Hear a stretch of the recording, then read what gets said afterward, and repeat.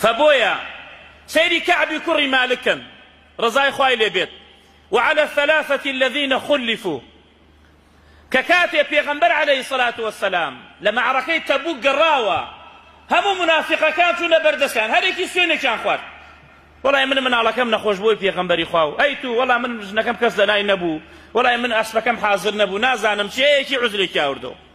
يعتذرون اليك بلام ناخوا وانا منافقا كعب كري مالكات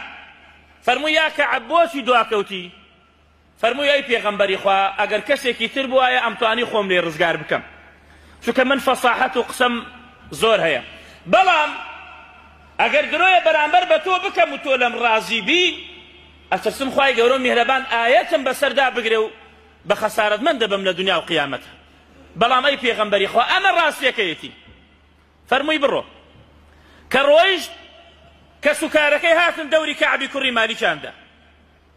تبو درو يكد نكر خطوة تايسة تعوارد نكد تو بياوي كي شاكي إيه تشبت درو يكد بكر دايا درو لكبائرة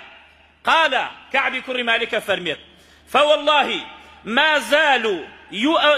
زالوا يؤنبونني حتى أردت أن أرجع إلى رسول الله صلى الله عليه وسلم فأكذب نفسي ويان ليم كل ويا شيطان شاد كروتي دبرو درويه كخود نجادو واملي هات كبقر يمو درويه بكم لا يبيغمبر عليه الصلاة والسلام أري أو كاتخواي قولون مهربان زياتر ظلمي ثابت كردوتم نا بالسر راسيبم شيطان هولدا تاواني قال المشتكي بتسكا كره ديالا دواي توباقي خوالد خوش به وازهاوردن لتاوان آسانترا لتوبة كردن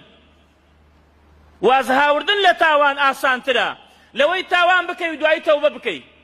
راس اخوا توبة قبولك ايا قرليتي قبولنا كرد جاري وايا ليتي قبولناك بهوي نيت خرابي خوتوا